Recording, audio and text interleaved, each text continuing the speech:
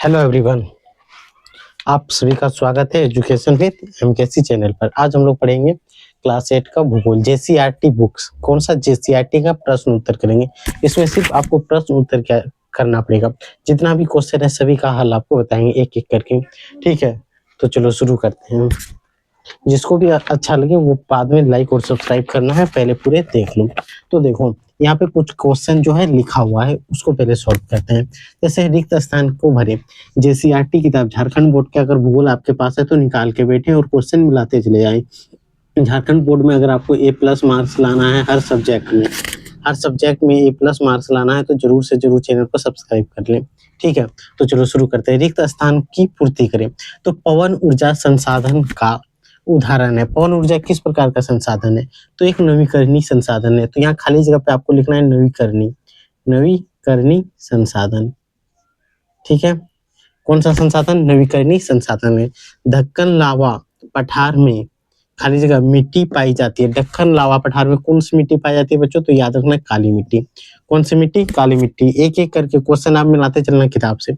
उत्पत्ति के आधार पर संसाधन खाली जगह और दो प्रमुख के होते हैं। दो प्रकार के होते हैं, तो कौन कौन सा है? तो याद रखना है जैव और अजैव। उत्पत्ति के आधार पर संसाधन को दो भागों में बांटा गया है। कौन सा? जैव और अजैव। याद रखना है जैव और अजैव, ये दो आपको याद रखना है। ठीक है, अगला देखो। प्रधानमंत्री कौशल योजना पर शुरू किया गया है। कब शुरू किया गया था? 2015 में। कब? 2015 में। तो ये सारा क्वेश्चन अगर आप याद रखते हो तो A+ मार्क्स ला सकते हो भूगोल में। हर एक सब्जेक्ट का अगर एक एक करके याद करोगे तो सारे सब्जेक्टों में आपका A+ आएगा जैक बोर्ड में। उसके लिए आपको चैनल सब्सक्राइब करना पड़ेगा और लाइक जरूर करें। तो चलो अब चालू करते हैं क्वेश्चन नंबर 2। क्वेश्चन नंबर 2 किताब में क्या है? सही उत्तर को चिन्हित कीजिए। सही उत्तर में टिक लगाना है। तो पहला क्वेश्चन देखो, निम्नलिखित में कौन सा मानव निर्मित संसाधन है?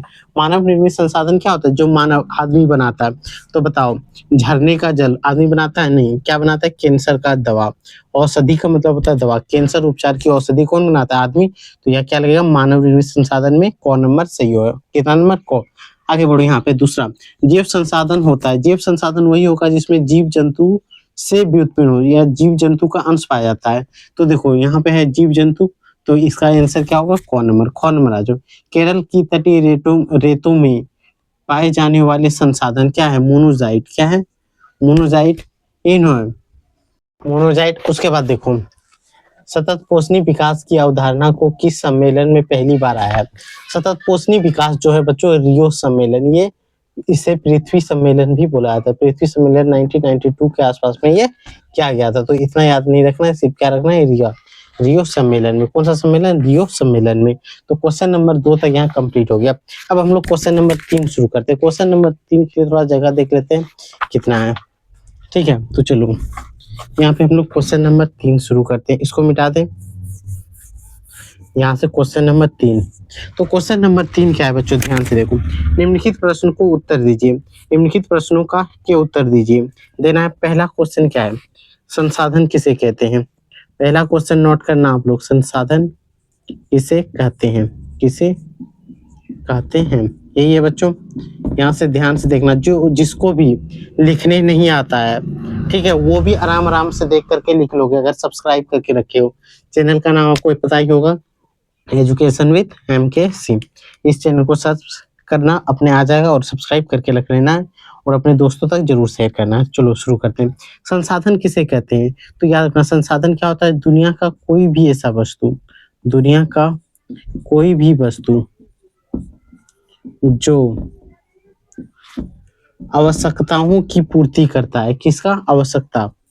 आवश्यकता की पूर्ति करती है, की पूर्ति करता है, उसे संसाधन कहते हैं। करता है उसे संसाधन कहते हैं। उसे संसाधन कहते हैं। ठीक है, कोई भी सामान जो आवश्यकता को हमारी पूरी कर देगी वो क्या होगा? संसाधन। जैसे बच्चों, जैसे एग्जाम्पल में लिख देना है मिट्टी, मिट्टी, हवा, जल आदि। ये क्या करता है? हमारी आवश्यकता की पूर्ति करता है। ये सब क्या है? संसाधन है। हमारी आवश्यकता जो भी है हम लोग खाना खाते हैं तो भोजन कहाँ से बनता है? मिट्टी से। जो भी हमारी आवश्यकताएं हैं उसको पूरा करने के लिए जिस वस्तु का उपयोग करते हैं वह सारा चीज क्या होता है? संसाधन। अब आते हैं क्वेश्चन नंबर 2 पे। क्वेश्चन नंबर 2 क्या है देखो, संसाधन के मुख्यतः कितने प्रकार के होते हैं? संक्षेप में बताएं। संसाधन के प्रकार, संसाधन कितने प्रकार के होते हैं? कितने प्रकार के होते हैं? संक्षिप्त में बताने बोला है, संक्षिप्त में बताएं, संक्षिप्त में बताएं। किताब आप मिलाते रहना है। भूगोल किताब आप पता है भूगोल कौन कैसे होता है, तो देख सकते हो इस प्रकार का होगा, वो निकाल के रखे, साथ ही साथ उत्तर करते हुए जाना है। तो चलो इसका आंसर लिखते हैं। अब क्या होगा, कॉपी में अगर आप ऐसे अच्छे से क्लियर दिख रहा है, अगर ऐसे नहीं देख पा रहे हो तो जो बोल रहे हैं वो लिखते चलो। तो देखो संसाधन किसे कहते हैं, कितने प्रकार के होते हैं, ये है। तो हम लोग सिंपल लिखेंगे क्या, संसाधन कितने प्रकार के होते हैं? लिखेंगे संसाधन 3 प्रकार का होता है। संसाधन 3 प्रकार का होता है, प्रकार का होता है। पहला नंबर क्या लिखेंगे? पहला नंबर कौन सा संसाधन होगा? प्राकृतिक संसाधन। प्राकृतिक संसाधन क्या होगा? जो संक्षेप में इसके बारे में लिखना है, जो हमें प्रकृति से प्राप्त हो, जो हमें प्रकृति से प्राप्त होती है, प्रकृति से प्राप्त होता है। जितने भी चीज प्रकृति से प्राप्त होगा वो क्या होगा बच्चों? प्राकृतिक संसाधन। दूसरा संसाधन होता है मानव निर्मित संसाधन। मानव निर्मित संसाधन ऐसे पॉइंट देख के लिखोगे तो ज्यादा नंबर आएगा, ठीक है। तो इस प्रकार लिखना है मानव निर्मित संसाधन। तो क्या बोलेंगे? मानव द्वारा बनाया गया वस्तु, मानव द्वारा बनाया गया संसाधन, बनाया गया संसाधन। मानव जो चीज बनाता है उसे बोलते हैं मानव निर्मित संसाधन। जैसे सड़क हो गया, पुल हो गया, ये मार्कर भी कौन बनाया है? आदमी बनाया है, तो मार्कर लिख दे यहाँ। मार्कर जो स्कूल बनाया है, ये सारे प्राकृतिक संसाधन का अगर उदाहरण आपको लिखना है तो यहाँ लिख सकते हो क्या? हवा, जल, पेड़ पौधा, ये सब, ठीक है। तीसरा मानव संसाधन। क्या? मानव संसाधन। मानव संसाधन क्या होता है बच्चों? मानव अपना दिमाग लगाता है, अपना खोपड़ी से दिमाग लगा के कोई प्राकृतिक चीज से नया चीज बना देता है। जैसे मिट्टी से ईंटा बनाते हैं, ईंटा से फिर घर बनाते हैं। यानी कि मानव अपनी बुद्धि व विवेक, मानव अपनी बुद्धि व कौशल का उपयोग से मानव संसाधन बन जाते हैं, अपना कौशल विवेक का प्रयोग करके मानव भी क्या बन जाता है? एक संसाधन बन जाते हैं।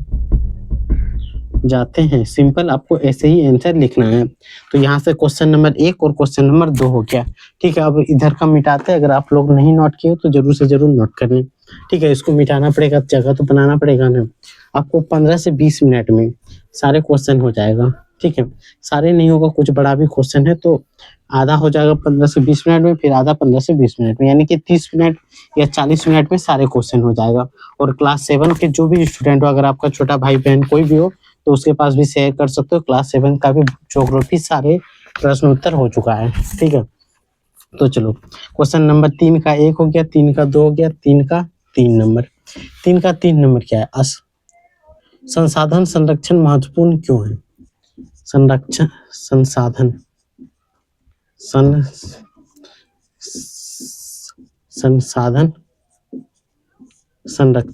संरक्षण महत्वपूर्ण क्यों है? महत्वपूर्ण क्यों है? किताब में आप मिलाते चलना क्यों है, यही क्वेश्चन है बच्चों, ठीक है। यहाँ पे चलो आंसर लिखते हैं। आंसर दूसरा पेन से लिख रहे हैं ताकि मिले ना। तो देखो संसाधन संरक्षण महत्वपूर्ण क्यों है, तो यहाँ लिखें क्योंकि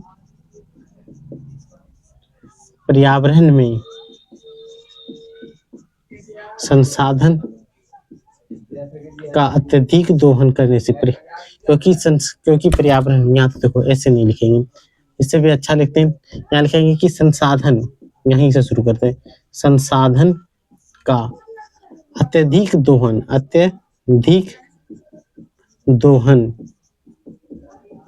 करने पर पर्यावरण असंतुलित हो जाता है। पर्यावरण असंतुलित हो जाता है जिससे, अगर असंतुलित होगा, जिस कारण जीवों के लिए एवं पर्यावरण के लिए हानिकारक होता है। जिस कारण जीवों की विविधता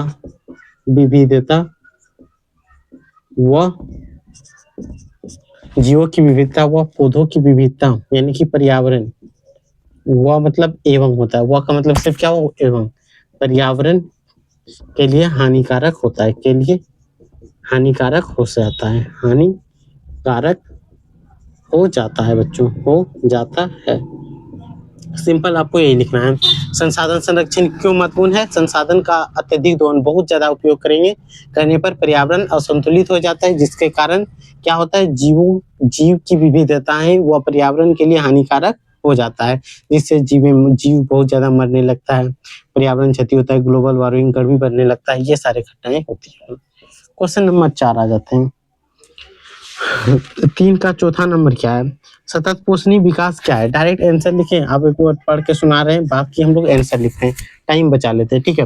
देखो क्वेश्चन क्या है, सतत पोषणी विकास क्या है, इसके सिद्धांत को लिखें। सतत पोषणी विकास क्या है, तो आंसर लिखेंगे कि सतत पोषणी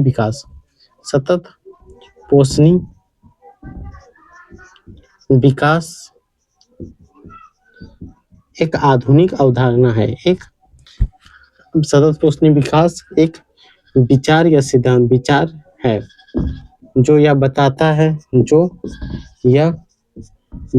है, धीरे धीरे बोल रहे हैं, आप आराम से लिखना है। सतत पोषणी विकास एक विचार है जो यह बताता है कि संसाधनों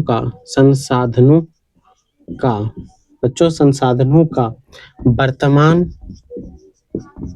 व भविष्य की पीढ़ियों के बीच, भविष्य की पीढ़ी के बीच संतुलित बंटवारा या संतुलित उपयोग हो। क्या बताता है कि जो अभी वर्तमान पीढ़ी है, हम लोग, हमारे बच्चे बुजुर्ग हो जाएगा, उनके लिए भी संसाधन उचित मात्रा में उपलब्ध होनी चाहिए, वही बताता है सतत पोषणी विकास। इसका प्रमुख अगर सिद्धांत का बात किया जाए तो इसका सिद्धांत क्या है, कुछ प्रमुख सिद्धांत लिख लेते हैं। 1 नंबर लिखेंगे जैव विविधता का संरक्षण, जीव विविधता का संरक्षण होगा। क्या हुआ, जीव विविधता का संरक्षण। दूसरा अगर बोल सकते हैं संसाधन का उचित प्रबंधन, संसाधन का प्रबंधन यहाँ लिख देंगे आदि। ये इसके प्रमुख क्या है, सिद्धांत है बच्चों, ठीक है, प्रमुख सिद्धांत यही है सतत पोषणी विकास के महत्वपूर्ण। अब बच गया क्वेश्चन नंबर 4, 5, 6, 7, ठीक है। तो चलो एक बार देख लेते हैं कि कितना टाइम हुआ है। अगर ज्यादा टाइम नहीं हुआ होगा तो हम लोग फिर नेक्स्ट आगे बढ़ेंगे।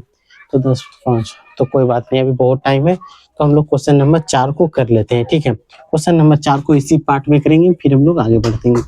पार्ट 2 में फिर हम लोग क्या पढ़ेंगे, तो नेक्स्ट क्वेश्चन जो बचेगा उसको, ठीक है। तो चलिए, तो क्वेश्चन नंबर हम लोग 4 शुरू करते हैं।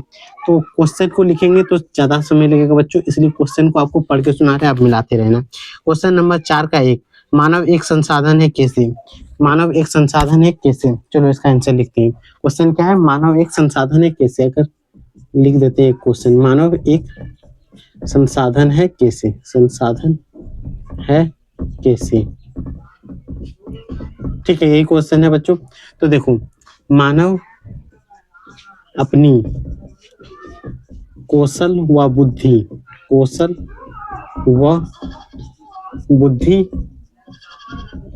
बुद्धि का उपयोग कर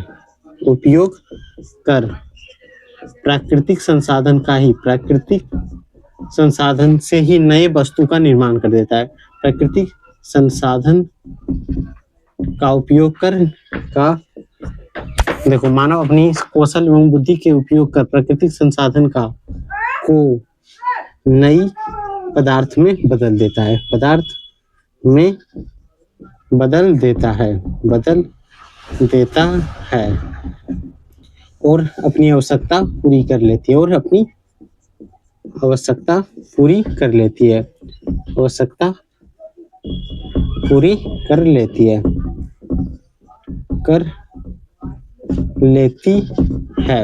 इसलिए ये मानव एक संसाधन है। क्या लिखेंगे? इसलिए मानव एक संसाधन है बच्चों।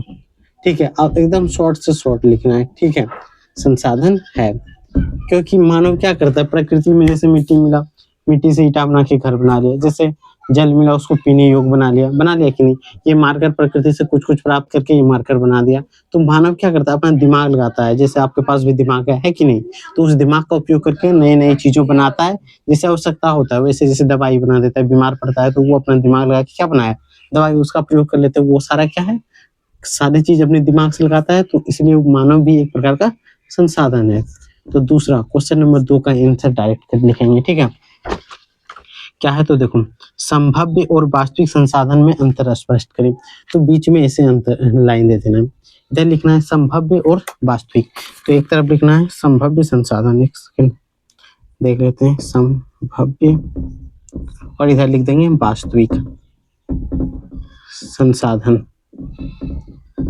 ठीक है, इधर संभाव्य संसाधन, दोनों में अंतर क्या है बच्चों? तो देखो, पहला अंतर आपको लिखना है 1 नंबर, ध्यान से अपना कॉपी निकाल के बैठे, लिखते चले जाना है। 1 नंबर, अगर A+ लाना है बच्चों, ध्यान में रखना है कि A+ लाना ही लाना है बिना चोरी का, तो मेहनत करो। तो यहाँ पे क्या होगा, संभाव्य संसाधन, इसकी मात्रा ज्ञात नहीं है।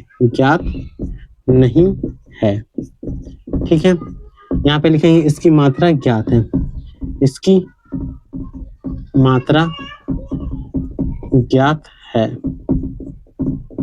ठीक है, इसकी मात्रा ज्ञात नहीं होती, इसकी मात्रा ज्ञात होती है।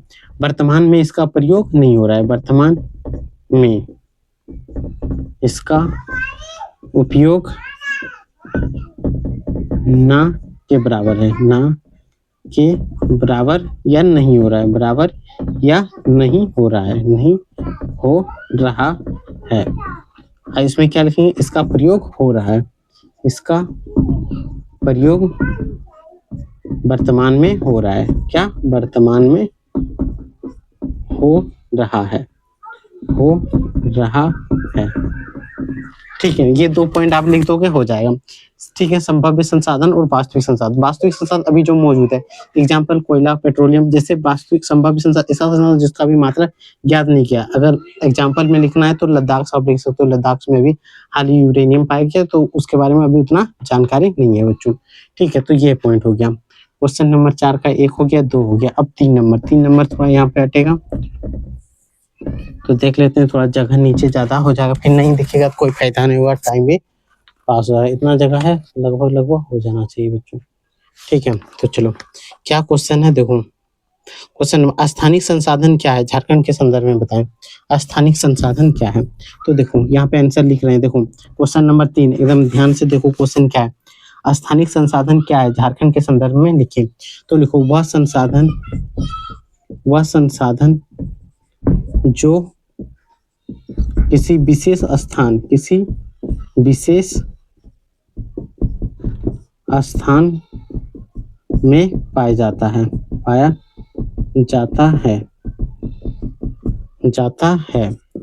उसे